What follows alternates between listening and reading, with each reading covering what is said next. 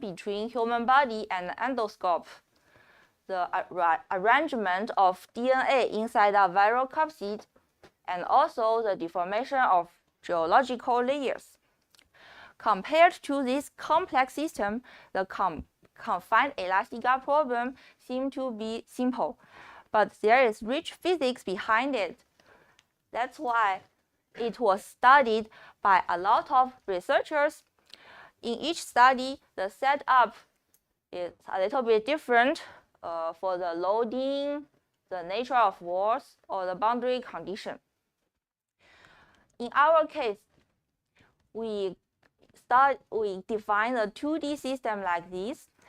You can see it as the side view of a 3D thin film. And depending on the boundary position of the Elastica, we define two configurations, the wall-attached configuration and the centered configuration. I would like to first talk about the wall-attached configuration.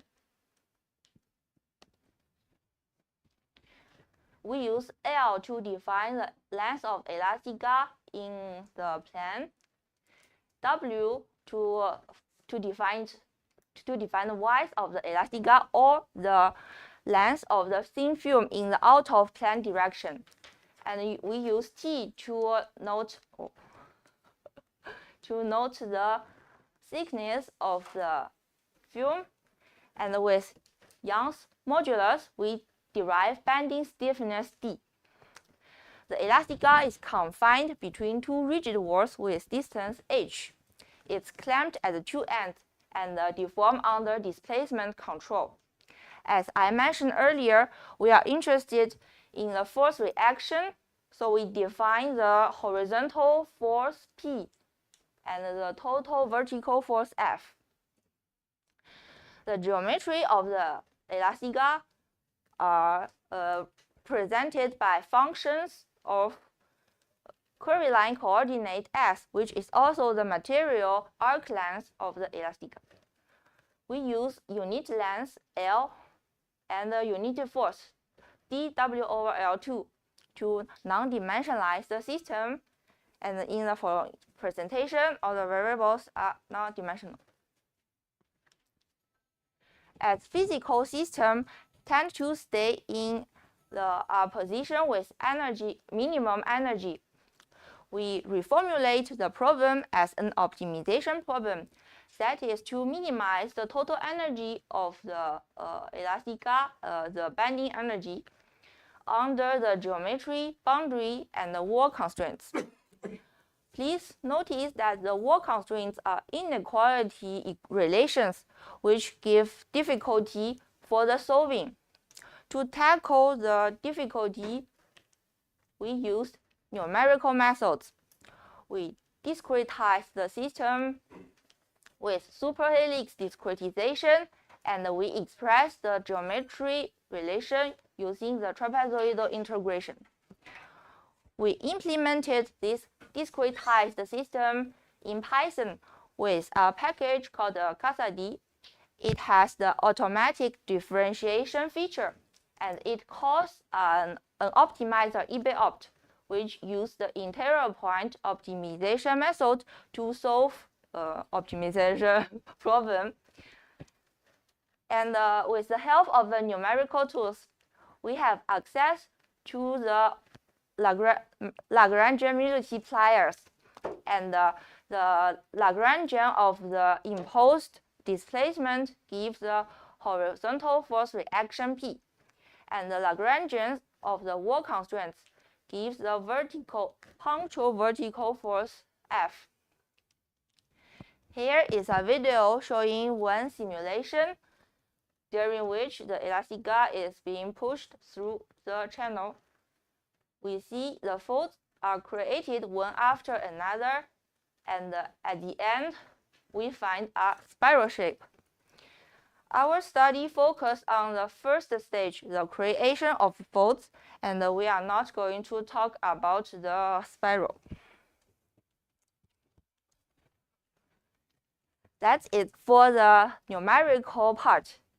And we want to get more insights into the problem using analytical approaches. The basic idea is to separate the Elastica into 3 branches. Each branch satisfies the Elastica equation with the boundary and the continuity condition. We emphasize that the Elastica equation has the self-similar property, which means if we have a solution of a branch with length L, the solution can be rescaled to any other length without solving this equation again. So it's a very useful property and will be mentioned many times in the following presentation. So now let me talk about how what is the deformation process. At the beginning, the Elastica is not touching the wall. And this solution is the classical solution of buckling column.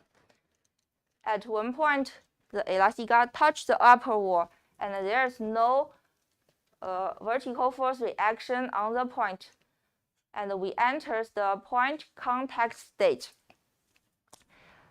As we continue to push the Elastica, the force will grow, and at one point, we enter the extended contact state, which means there are flat parts attached to the upper or the lower wall.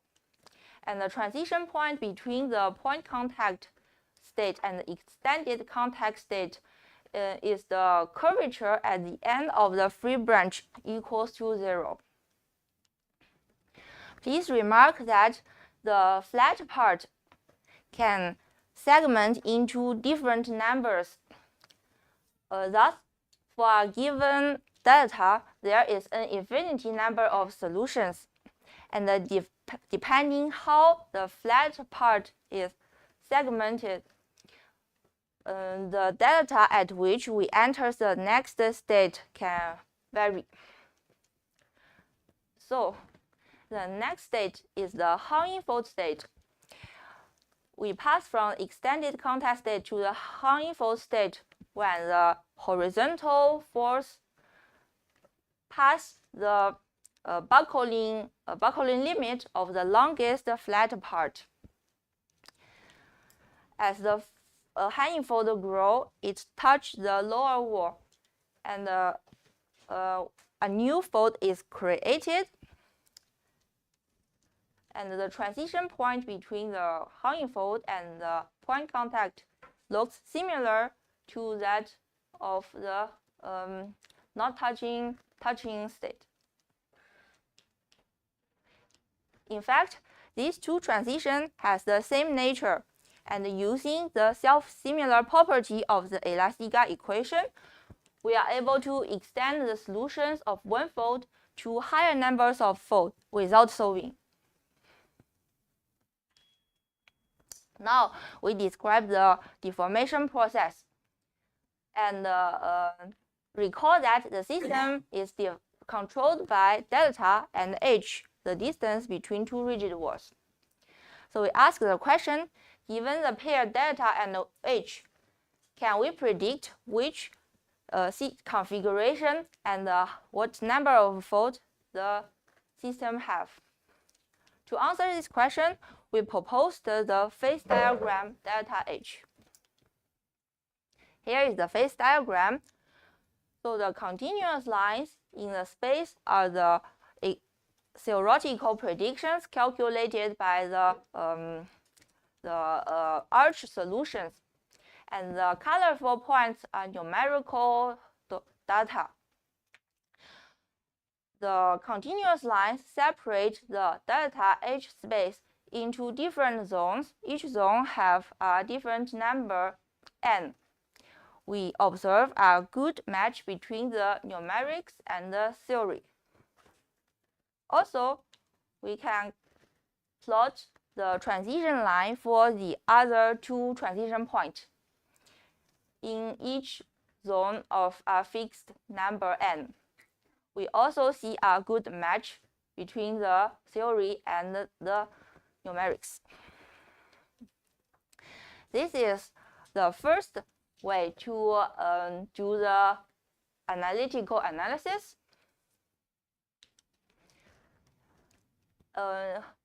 Another way to do it is to consider the system being composed of a multiple of one cell. And in this model, the L is unknown, and the N, the fold number, is a real number instead of integer number. Compared to the solving by parts, this model omits a lot of detail. So we expect it to find the averaging behavior, not the detailed behavior. As the L is an unknown, an additional unknown, we need an additional equation to close the system.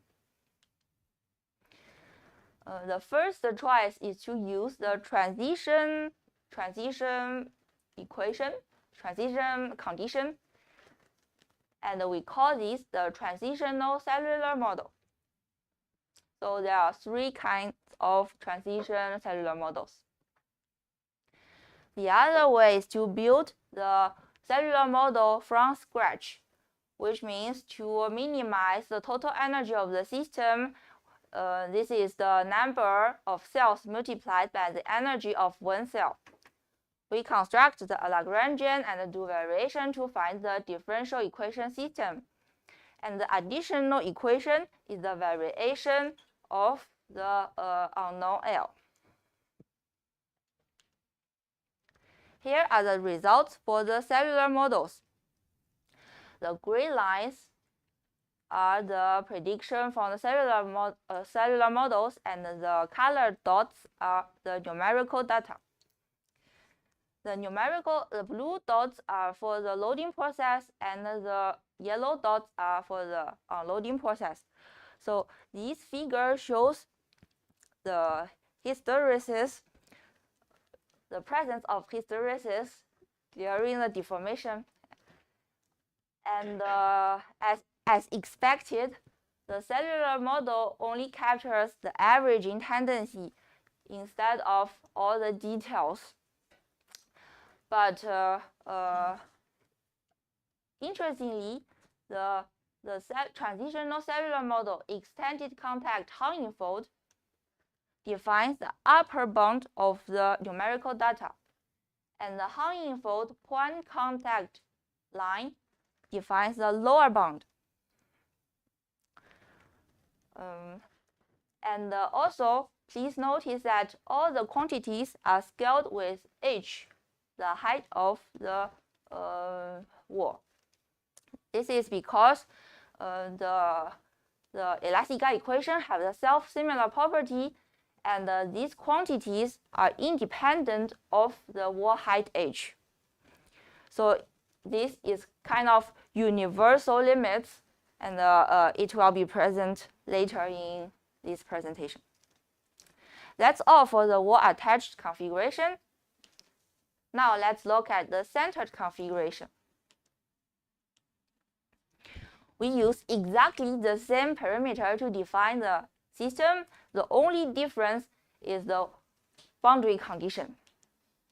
So in the optimization problem, we only change the wall constraints. And the numerical code can be easily adapted to the centered configuration.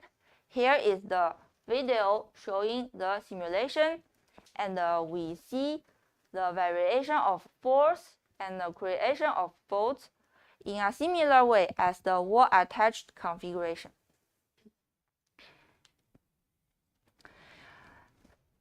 For the analytical approaches, we can also use the solving by parts and the global cellular model, adapting this idea for the centered configuration. So we will not talk about them in detail here.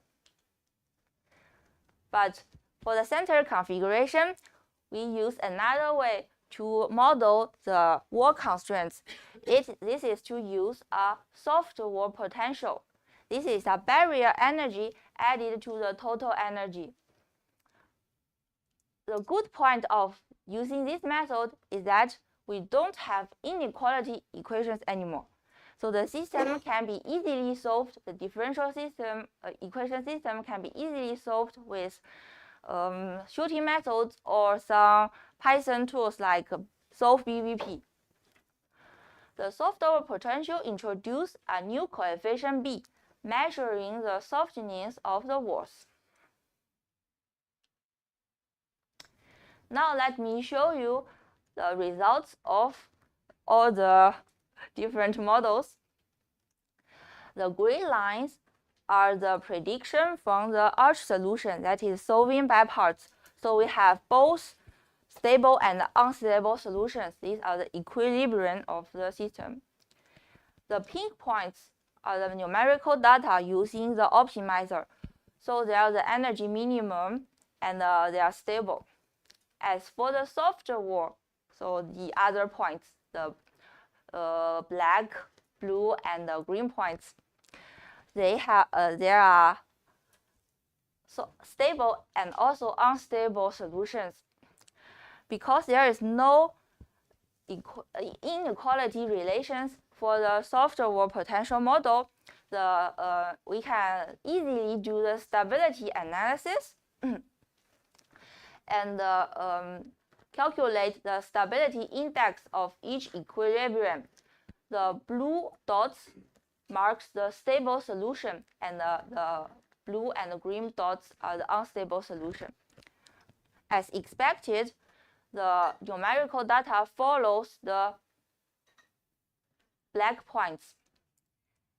But interestingly, we observe also two other branches that was not captured by the optimizer.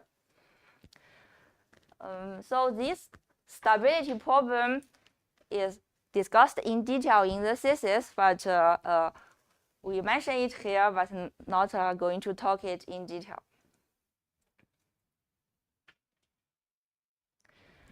That's all for the two configurations. Now let's compare the difference between the two configurations. First, we choose the same wall distance h, and we plot the horizontal force.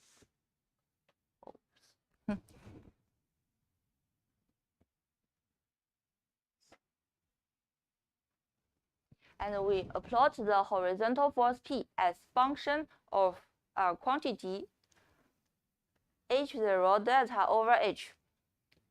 So this is the definition of H0 delta over H0 delta. It has the same nature as Huntingfold point contact transition. That is why the wall cell branch hits each integer point 1, 2, 3. And for the centered configuration, the period of fault creation is half of that of the wall attached configuration. So this is the result for a given wall height h.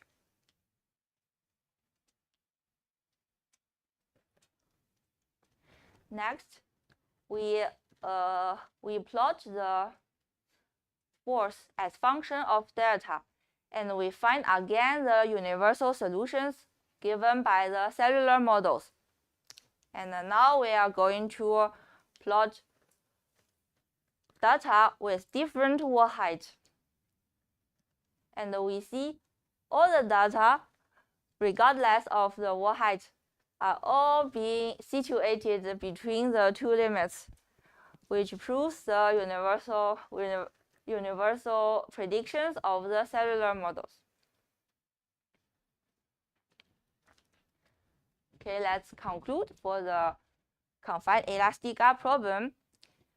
We use the optimization, problem formulation, superhelix discretization, and the numerical tools, GASAD and eBeopt, to build the code to simulate the problem numerically. And for the theoretical analysis, we give the phase diagram delta H to predict the geometry, and we also did some slightly nonlinear approximation to give explicit expressions of the force and give the universal scaling law. With the cellular models, we found the universal limits of the force. And for the centered configuration, we also studied the stability. This is for the solid confinement. Now let's pass to the liquid confinement.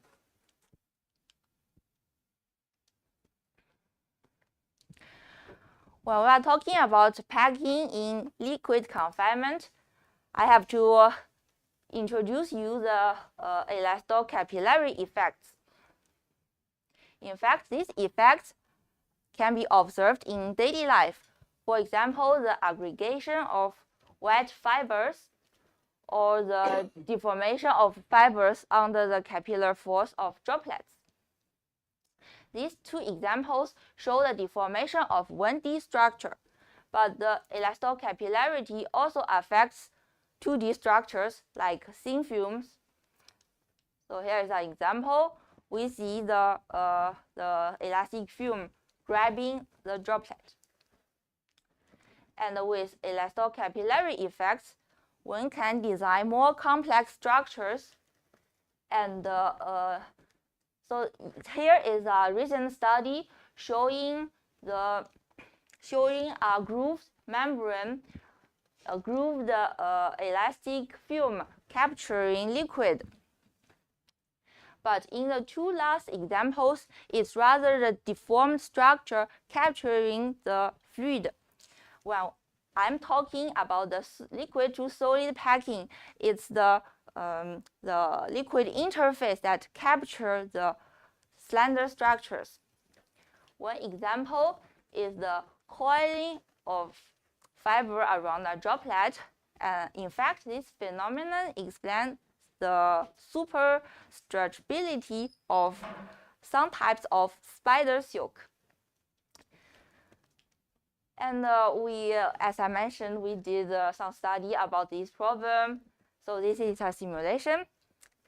This is the 1D structure, and next I will focus on the case of soaked membrane. This is a video showing the system. This membrane is made a few years ago by Conjox using a method called electrospinning. So he is projecting a jet of polymer with electric charge to a flat plate. And the jets diffuse throughout the projection. And finally, we will have a fibrous membrane. Then some droplets were put on the membrane, made diffuse throughout the membrane, and finally the system looks like this. When we contract the support, we see wrinkles and folds formed on the surface. And the membrane is not panning down. In fact, this behavior is similar to that of white blood cells. Some biophysicists explain the super deformability of the white blood cell by the surface reservoir on the cell membrane. They also model the contraction force in the cell membrane in a similar way as a surface tension. So a deeper understanding of the creation of the wrinkles and folds in the soaked membrane case may give insights for the understanding of the biological system, and also maybe it's useful for the material designing. To start with, we concentrate on the simple case. So it's the 1D compression. Here is a video showing the experiment, and here are the pictures. It's the top view of the membrane. At the beginning, the membrane is straight, and with a small compression, we see homogeneous wrinkles. And for a a larger compression, we see two zones with different wavelengths. When the compression is even larger, it's not the wavelength of the two zones change, but the proportion of the two zones change. It looks like the phase transition phenomenon. So each zone represents one phase. And we would like to build a model explaining the formation of wrinkles and also the phase transition. Please notice that this model looks like the confined Elastica problem. Yes, so this is the side view, supposed side view of the soaked membrane. Compared to the confined Elastica problem, now we need to add the liquid. As the liquid is supposed to be incompressible, we have the fixed volume constraint, and we need an additional parameter to mark the surface tension of the interface. As the interfaces are deformable, we need more variables to define the liquid interfaces. Here, we use unit length, the elasto-capillary length, and the unit force, square d gamma, to adimensionalize the system. And finally, we have three dimensionless parameters. The first two are related to the system definition. The first one is the proportion between H0, the initial depth of the liquid, and the capillary length. The second is the proportion between the length of the membrane and the initial liquid thickness. The third one is the control parameter. It's the compression delta. Here is the optimization problem formulation for the confined Elastica problem. So to pass to the membrane system, now we add surface energy into the total energy of the system. And we adapt the contact constraints for the membrane and the interface. Because the interfaces are deformable, so to implement the constraint, it's a little bit more complex than the confined Elastica problem.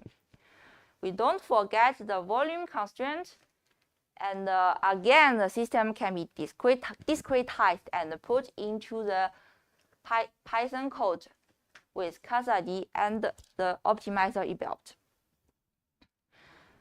Again, we have access to the Lagrangian, and the Lagrangian of the imposed displacement gives the horizontal force reaction T on the support. With the numerical codes, we did a parametric study for the two system parameters. First, we see the H gamma or H0 in the dimensionless system. As H gamma grows, the interfaces are harder to deform. And for the L over H, when this parameter grows, there are less liquid in the system. So for a given displacement delta, the membrane needs to form more wrinkles to adapt imposed displacement. And among all the solutions with large H gamma and the large L over H0 is the most interesting one, because we see two zones are more relaxed zone and are more condensed zone. It's similar to the experimental observations. Here is a video showing the case.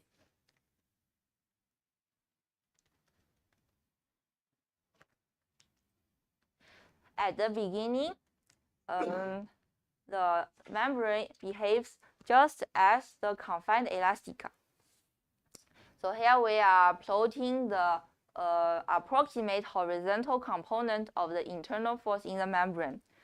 So it's very similar to the force variation in the confined Elastica case. And at one point, the system enters the inhomogeneous stage. So we see two different zones with condensed and relaxed wavelengths. Now we ask the question, why there's a phase transition and when does the transition happen? We define the transition point, delta star, and we will come back to it later. Because the first stage looks very similar to the confined Elastica case, so we will use the solutions from the confined Elastica problem. We approximate the interfaces to be flat and take the cellular model. As I mentioned, this self-similar solution is a universal solution. If we have the scale length L, we can transform it to any other length of cell. So we want to find the scale for the soaked membrane. In the solid case, we use the boundary condition Y and define this relation to find L. All the tilde solutions are self-similar solutions and they are already known. In the membrane case, we use the volume constraint to estimate the YL, and we have a similar equation. So with that, we find the length L. Now let me show you the comparison between the cellular models and the numerical simulation. Again, we see that the cellular models define the upper and the lower limits of the numerical points, and the global cellular model passes in between all the numerical points. In the homogeneous stage, the prediction works well. So we will next pass to the phase transition stage, but also using the cellular model. In the previous case, we are only considering the membrane, and here we add the interface.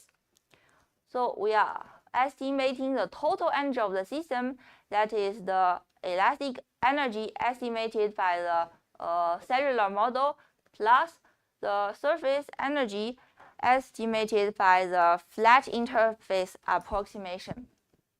And we see a non-convex function showing the possibility of having a phase transition.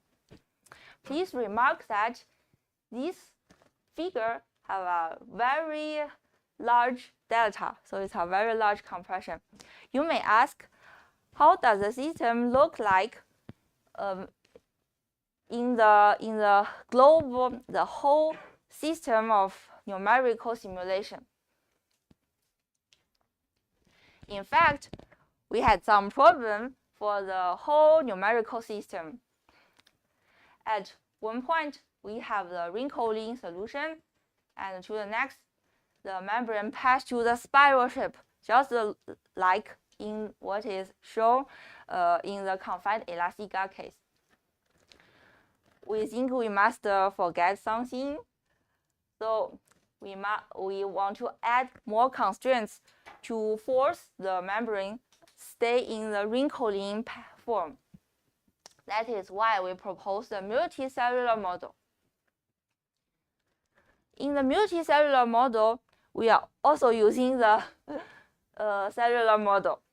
But in this case, there is not only one cell, but several cells. More precisely, there are two multicellular models. The first one is the dictionary cellular model. We consider the system to be composed of a given number of phases, and for each phase, the the cell form is the same, but the number is unknown. Next is the integer cellular model. So each cell is individual. And thanks to the universal Elastica equation, each cell can be defined only by 3 scalars. So it's not difficult to describe the cellular models and implement it with the optimizer. So I think it can be called a coupled system with numerics and theoretics. Now I'm showing you the results of the integer multicellular model. The upper 2 plots, the first is the horizontal force, and the second is the wavelength. Each dot in this picture is signifies a cell. So the darker the color is, it means more cells are in this stage. At the beginning, the system has almost all the cells in this system are the same. As the load grows, we see that the dots are separating, and we see 2 different wavelengths. It just looks similar to the experimental observation, one condensed zone and one relaxed zone. Okay, with the multicellular model, we have the geometry for large delta. Now let's come back to the question, when does the transition happen? At first, we need to give the definition of delta star. I choose to use the geometry definition, which means the difference of the highest and the lowest point of the interface is larger than 15% of the liquid thickness estimated if the interfaces are all flat. With this definition, we now we think the deformation comes from the vertical force reaction given by the membrane to the interface. So we use a simplification to consider an interface deforms under a punctual vertical force, big F, and we calculate delta y as a function of F, and we find an estimation delta y as a function of F. Next, we find the big F using the cellular model. So this is the force, the little f, multiplied by the number of contact points. Matching the 3 relations, we find an analytical expression. C is a function of delta star, and we found that it's H0 multiplied by H0 over L. These are the 2 dimensionless parameters that I presented earlier. So now let's compare the numerical data from the whole system simulation and the theoretical prediction. It seems to be a good match, but there is a coefficient 1/2 before the function C delta star. We don't know yet how comes the coefficient of 1/2, so it's to be discussed. That's all for the soaked membrane case. We use the same method, numerical method, to build the discretized system and the numerical simulation. But in the soaked membrane case, we need to consider the interface and the membrane interaction. So it's a new point compared to the confined Elastica case. As for the analytical approaches, we used a lot the single cellular model. Yes. And yes, with the numerical codes, we did a parametric study of the two dimensionless parameters and find the homogeneous stage and inhomogeneous stage. The single cellular model from the confined Elastica problem was used to build the energy estimation and show that it's a non-convex energy, and finally explain the possibility of phase transition. We also proposed a multicellular model to find responses of the system for a large delta while keeping the wrinkling shape. And finally, we again use the cellular model to give a theoretical prediction of the transition point delta star.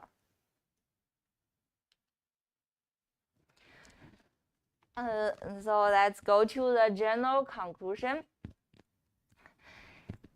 Here we studied the solid confinement and the liquid confinement, the confined Elastica problem, and the soaked membrane problem.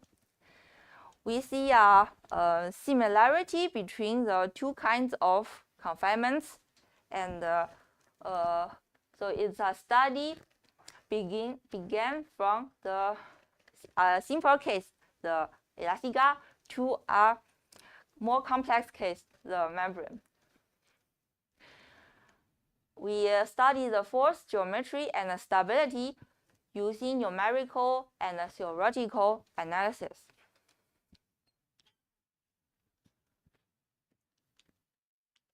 For future perspective, for the confined Elastica case, we did not study much the spiral shape and the transition to spiral, so it can be a future direction.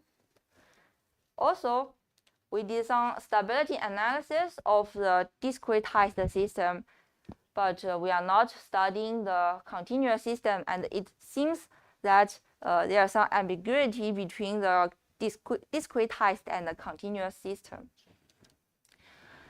The two configurations we show is only a little bit different on the boundary condition. So maybe further investigations can be done for more different boundary conditions. As for the soaked membrane case, there are still unanswered questions. For example, the mismatch between the whole system simulation and the experiments. Why we see a spiral shape in the simulation but not in the experiments. Also, we don't know how comes the 1/2 coefficient.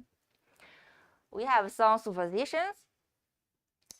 One is that in experiment, the membrane does not pass to spiral shape because of the viscosity and the dynamical effects.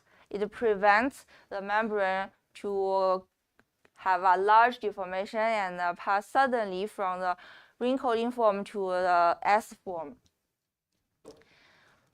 And also for the future perspectives, all of these models and results are not compared to experiments because there is no proper experimental method to see the side view of the wrinkles. So maybe more advanced experimental methods can be used to really see the side view in real. That's all. Thank you for your attention.